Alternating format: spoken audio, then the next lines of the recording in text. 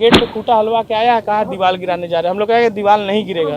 तब तक ये लोग फायरिंग शुरू किया है, मोहल्ला तक फायरिंग किया, सीसीटीवी फुटेज भी है। और फिर पीछे उधर जाके फायरिंग किया लोग, मैं घर में फायरिंग किया, हमारे ऊपर 4 फायरिंग किए हुए हैं। शहाबुद्दीन का बेटा उसामा साहेब मोतिहारी के रानी कोठी पहुंचता है। 35 से 40 गाड़ियों के काफिले के साथ जाता है। वहां पर कार्बाइन से अंधाधुंध गोलीबारी करता है, जेसीबी से मकान का दीवार गिरा देता है और उसके बाद 1 करोड़ रुपए की रंगदारी मांगता है। दरअसल ये पूरा मामला मोतिहारी से सामने आ रहा है और हम आपको तमाम बातें बताने जा रहे हैं कि आखिर कुख्यात शहाबुद्दीन का बेटा आखिर शहाबुद्दीन से भी आगे कैसे निकल गया। शहाबुद्दीन का बेटा उसामा साहेब मोतिहारी जाता है और वहां कहता है कि मैं सिवान से आया हूं, शहाबुद्दीन का बेटा हूं, 1 करोड़ रुपया दे दो वरना गोली मार दूंगा। और उसके बाद कार्बाइन से आखिर फायरिंग क्यों होती है।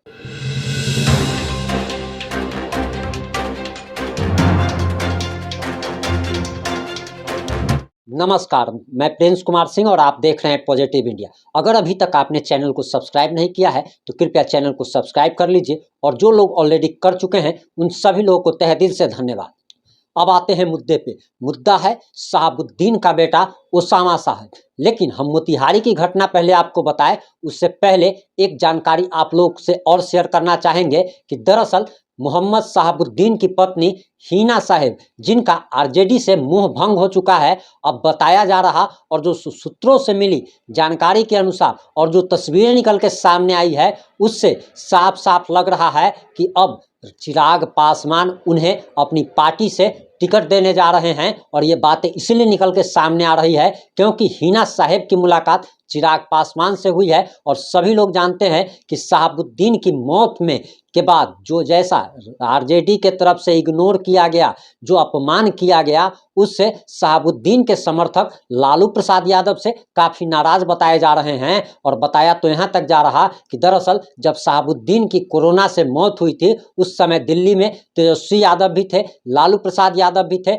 लेकिन ये लोग मिलने तक नहीं गए थे, अंतिम दर्शन तक करने नहीं गए थे। और जिस प्रकार से शहाबुद्दीन अपने जीवन के आखिरी लम्हों तक लालू प्रसाद यादव के लिए लड़ते रहे, लालू प्रसाद यादव को कहा जाता है कि मुख्यमंत्री बनाने में शहाबुद्दीन का बहुत बड़ा हाथ था और शहाबुद्दीन के बलबूते ही लालू प्रसाद यादव मुख्यमंत्री की कुर्सी तक पहुंचे थे। उस शहाबुद्दीन का जिस तरीके से अपमान किया गया, जिस तरीके से इग्नोर किया गया, उससे सिर्फ शहाबुद्दीन के समर्थक ही नहीं बल्कि मुस्लिम समाज भी आहत है। और ये चर्चा अब जोरों से चल रही है जब से चिराग पासवान के साथ हीना साहेब की मुलाकात हुई है।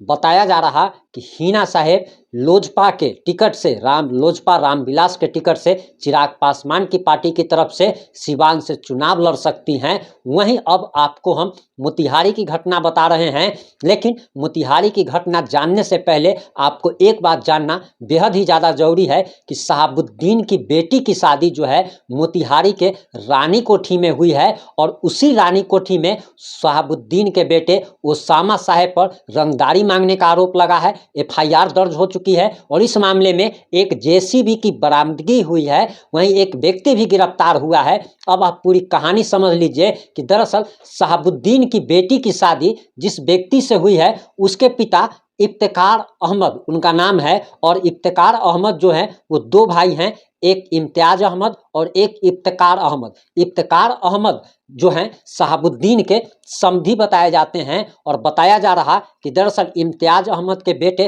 फरमान ने एफआईआर दर्ज कराई है और ये एफआईआर जो दर्ज हुई है इसका कारण बताया जा रहा कि इफ्तिकार अहमद और इम्तियाज अहमद के बीच ज़मीन का विवाद चल रहा था और इम्तियाज अहमद अपनी ज़मीन पर बाउंड्री वॉल बनवा रहे थे। जो एफआईआर में बातें लिखी गई है वही बातें इस रिपोर्ट में हम आपको बता रहे हैं और ये फरहान ने एफआईआर दर्ज कराई है और उसमें जो लिखा गया है वो बातें ज़रा आप सुन लीजिए। उसमें बताया गया है कि उसामा साहेब 35 से 40 गाड़ियों के काफिले के साथ रानीकोठी पहुंचते हैं।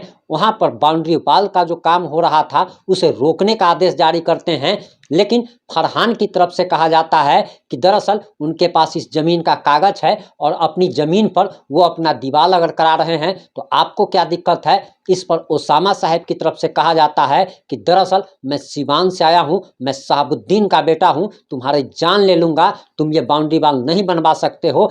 उसके बाद ये आरोप लगाया गया है, एफआईआर में ये बातें लिखी गई है। इसके बाद ओसामा साहब अपने गुर्गों को आदेश देते हैं और उनके आदेश के बाद जो है 35 से 40 की संख्या में लोग दीवार को तोड़ने का प्रयास करते हैं। जेसीबी से दीवार को तोड़ दिया जाता है और खुद ओसामा साहब जो हैं वो कार्बाइन से लगातार अंधाधुंध फायरिंग करते हैं। गोलीबारी की घटना को अंजाम दिया जाता है और दरअसल फरहान से 1 करोड़ रुपए की रंगदारी मांगी जाती है और रंगदारी न देने पर हत्या की धमकी दी जाती है। वहीं एफआईआर में क्या लिखा गया है वो बातें भी हम आपको बताएंगे, लेकिन आप इस बात को समझ करके चलिए कि ये जमीनी विवाद 2 भाइयों के बीच में था, लेकिन शहाबुद्दीन के बेटे ओसामा साहब सिर्फ इसीलिए इस झगड़े में कूद पड़ते हैं क्योंकि उनकी बहन की शादी उसी परिवार में होती है और बहन को लेकर के वो जमीनी विवाद में कूदते हैं। वहां पर गोलीबारी की घटना को अंजाम दिया जाता है। लेकिन आपको एक चीज बताते चले कि अब सबसे बड़ा सवाल ये उठने लगा है कि क्या शहाबुद्दीन के बेटे ओसामा साहब भी अपने पिता के रास्ते पर चल पड़े हैं?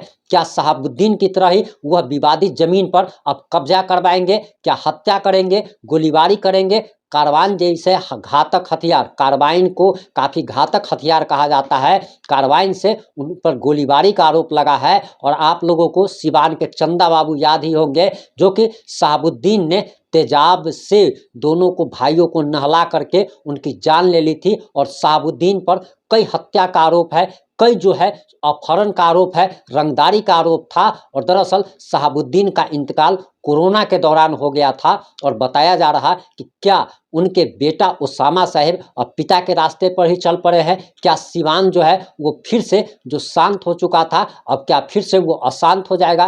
क्या फिर से सिवान की धरती लहूलुहान होगी? वहीं आपको बताते चले कि एफआईआर में जो बातें लिखी गई है और आप हमारे पीछे भी देख सकते हैं कि एफआईआर की कॉपी हमने दे दी है। वहीं आपको बताते चले कि एफआईआर में लिखा गया है कि शहाबुद्दीन साहब का मैं बेटा हूं एवं ये सभी लोग मेरे आदमी हैं। इफ्तिकार अहमद के आदेश पर सभी अपने अपने हाथ में हथियार से हमला बोल दिया, जिसमें पिस्तौल और राइफल था। ओसामा ने कार्बाइन से मेरे ऊपर जान मारने के नियत से फायरिंग करने लगे। मैं वहां से भागकर अपने घर में, सैयद कैदान भी मेरे ऊपर राइफल से फायरिंग किए। मैं अपने घर में घुसा तब ये लोग अंधाधुंध फायरिंग करने लगे। किसी तरह मेरी जान बची, लेकिन घर के कांच, दीवार इत्यादि पर गोली के निशान अब भी मौजूद हैं। अब इस मामले में पुलिस ने एफआईआर दर्ज कर ली है और पुलिस ने ये वीडियो भी सोशल मीडिया पर काफ़ी तेज़ी से वायरल हो रहा है, जिसके बाद एक व्यक्ति की, सिवान के एक व्यक्ति की इस मामले में गिरफ्तारी हुई है। जिस जेसीबी से दीवार को तोड़ने का आरोप लग रहा था उस जेसीबी को बरामद कर लिया गया है और बताया जा रहा कि ओसामा साहब को इस मामले में